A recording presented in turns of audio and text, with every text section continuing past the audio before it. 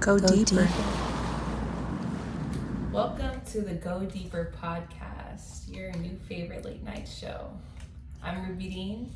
I'm Rude Boy Sos. And welcome to the first episode. So I'm going to give y'all a quick rundown how it's going to be every week. We have it in 4 sections. And our first section is going to be raw truths. And it's going to be just like an honest moment that we share with each other. Something we've been thinking about, we haven't shared with each other, that we're going to talk about for the first time on camera. And then we have dirty talk, which is going to be something going on like in the world, current events, just a chance for us to catch up on what's going on. And then we're going to do the go harder portion, and that's basically what are we doing in our lives to elevate that week or that month or that year. What are we doing to like get to the next stage of life? And then the last section, we're gonna leave you off on something spicy. It's the you're making me hot. So it's gonna be a little sexy talk to kind of close it out.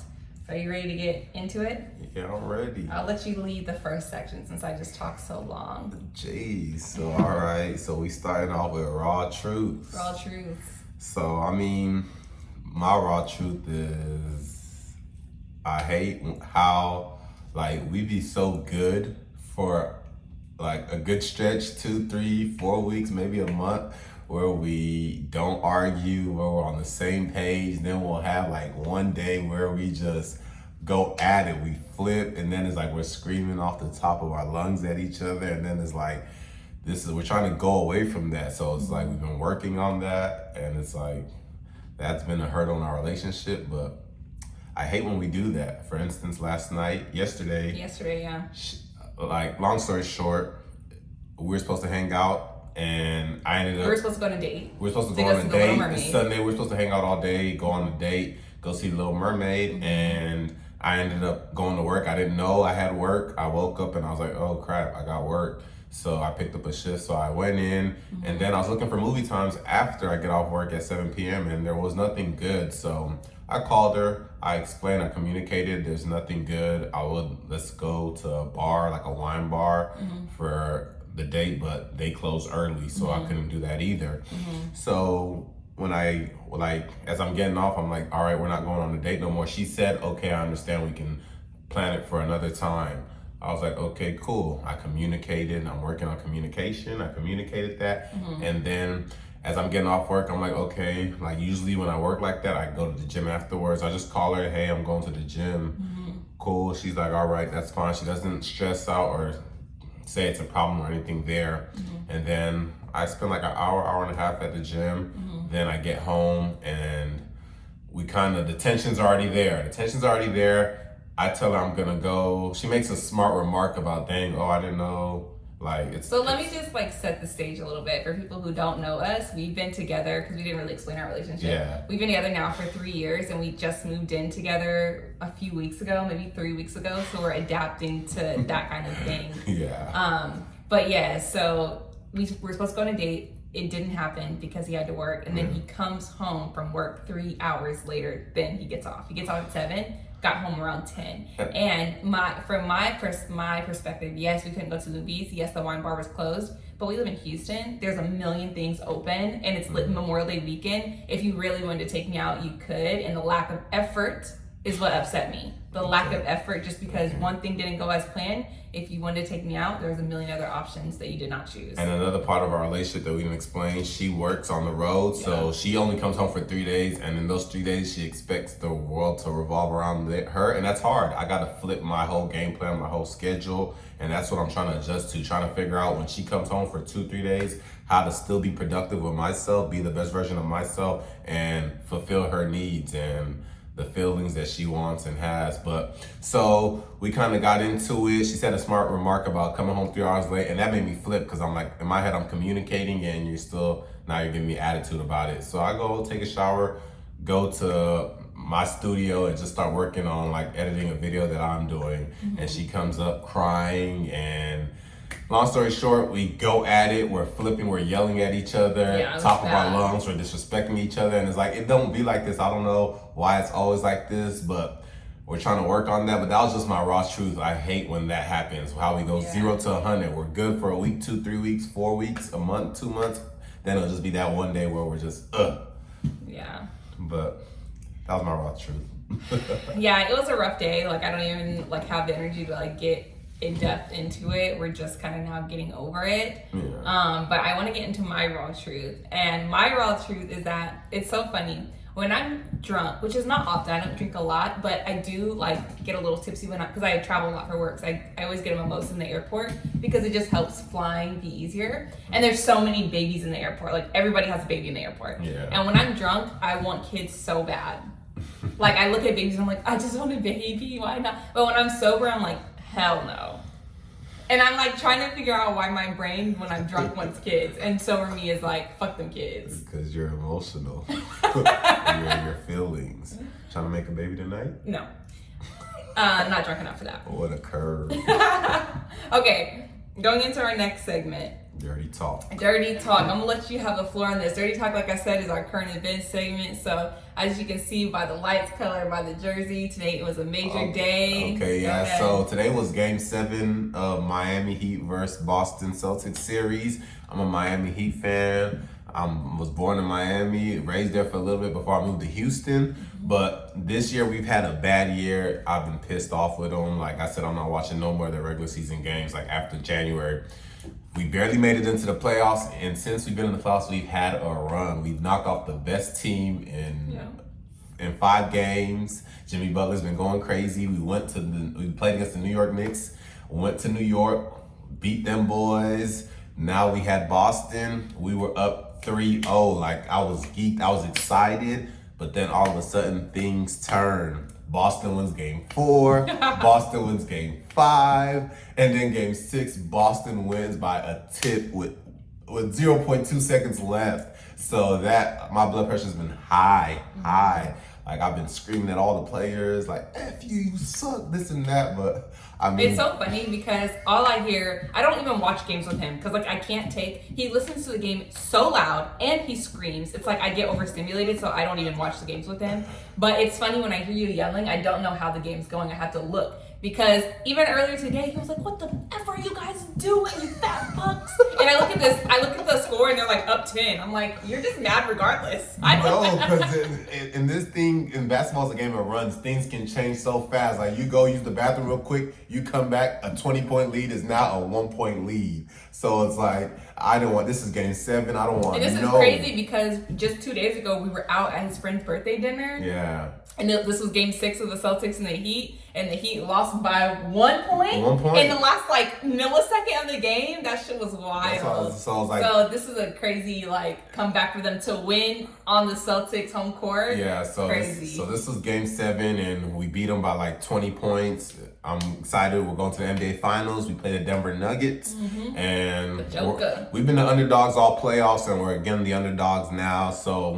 But that was my current event. Hey, go Heat, go Jimmy Butler. I'm rooting for y'all boys. And the crazy thing is, like I was saying, I travel for work and I'm in Denver for work right now. So I'm going to be in Denver game 1 of the finals. So that's now making me say, hey, I'm going to Denver. And we're looking at ticket prices like just for decent tickets is like $1,600-$1,700. Like nosebleeds are $1,000. It's like, oh my gosh, but I'm trying to be in the building. But it's nice because for me, for work, like my flight and hotel are covered by my company. So I'm trying to see, do I want to spend the bread to see Jimmy Butler and Jokic in the same arena? Yeah. I kind of want to. Yeah, this only works out because she's working and she gets her hotel paid for, so I got somewhere to sleep. And then she said she gonna buy my ticket. Because I have miles. I have so many miles because I fly. So I'm gonna get a free ticket. Now we just gotta come off that bread. But we saw we could put it on the payment plan. So we're thinking about putting a $1,500 ticket on the At the very least, we can go to a bar nearby and watch the game or something. But we're gonna try and figure it out. But that's my current event. So my current event, if everybody probably is aware of this, and I don't know, we kind of talked about if you know who Derrick Jackson is. Okay. I'm sure you guys all know who Derrick Jackson is. He is like a self-proclaimed relationship guru. So he basically tells you like how to be the best partner, what you deserve, how to be, a good spouse, and all these types of things. He's always done. He's been married, right? Yeah. He's been married for a while. And so him and his wife are like having issues, and she did a podcast, and don't ask me what the podcast name is. I need to do some more research. But basically like came out and was like, he's cheated on her the whole relationship. And he's big. He's got like 1.3 million followers, so telling men and stuff how to be like a good partner type of person. And she was like, she made a statement saying like she knew like other women's body more than she knew her own. Like she said like other women would be in their house and they would pass each other on the stairs, like taking shifts and sleeping with him. She would watch videos of him sleeping with other people to try and like figure out what he liked and try and like copy what girls are doing, and crazy. So she knew about all this going on? She knew about it. And the crazy thing is, she even like before they were even married, there was stuff he was cheating on her. So they should have never got married. She's kind of I'm not gonna say she's a clown because she's a victim, but it was just. So he gives the advice. She's not around. She was not even on social media for the longest. He kind of. So it came out a while ago that he had cheated. So he kind of made her do a video with him where he talked about the situation a little bit, but he made it seem as if it was like a single occurrence, I think, and not like his whole lifestyle has just been like cheating on her. Yeah, I'm not familiar with him, but that's crazy. But my thing is like, if you're gonna, how do you live that life, but then also like give relationship advice as if you're not living that life? Because people live a lie on social media, so I guess. So for him, the money was coming in. Money was coming in. I'm gonna keep living that lie. Yeah. But it's like, hey, that's why on social media you can't. And I'm sure all these girls are like praising him, like a guy and men too, yeah.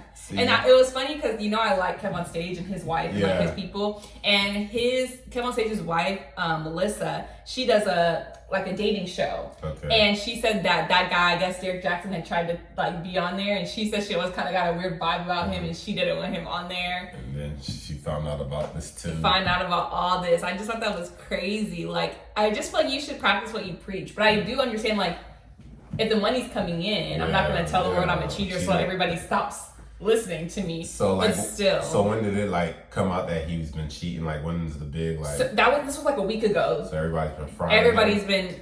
A crazy thing is like he hasn't really lost that many followers. Like he's still getting the engagement on his posts. Like it's just people are like, we don't care. So he's still posting. Yeah. And people are like, let me not say that. I don't know. I don't follow. I don't have Instagram anymore. And I didn't do my research. Let me not say. I don't know if he's still posting. Let me look. What's his name? You said Derrick White? Derrick Jackson. Okay. So his wife, she apparently like she does post on Instagram, and like she used to defend him when people would like say he was doing stuff, and I don't know. It's just a hot mess. When's the last time he posted? Oh, I think I kind of seen him. Okay. Hold on.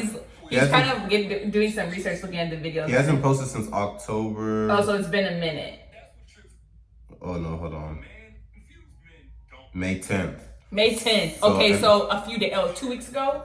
Yeah, 2 weeks ago he posted, but this happened like a week. So a week ago. So he's been quiet since. He's been pretty quiet since that situation. But I mean. Let me just see if he has anything on the story. Hold on, guys. Yeah, he doesn't have anything on the story, but yeah, I ain't gonna spend too much time on that clown. Yeah. But hey, it is what it is. Yeah, I'm just like, practice what you preach, bro. That's insane. But we're gonna move on from that clown. That was your current. Go to 1111, make a wish. Hey, I wish for this podcast to boom. Hey. Go deeper. All right, our next segment is go harder. So what are you doing to elevate your life right now? You go first. So I feel like the podcast, like I'm really on this. I'm 28. Mm-hmm. So I'm really on this, like, I want to be an entrepreneur by 30, which I have like a year and a half. So I'm not going to say it's unrealistic. I'm going to manifest that is going to happen. I'm going to be an entrepreneur. So a big step in that was kind of starting this podcast and starting my leap back into social media. Because if you guys don't know, I feel like I've been off Instagram since my birthday. That was the last time I posted, which was October of last year.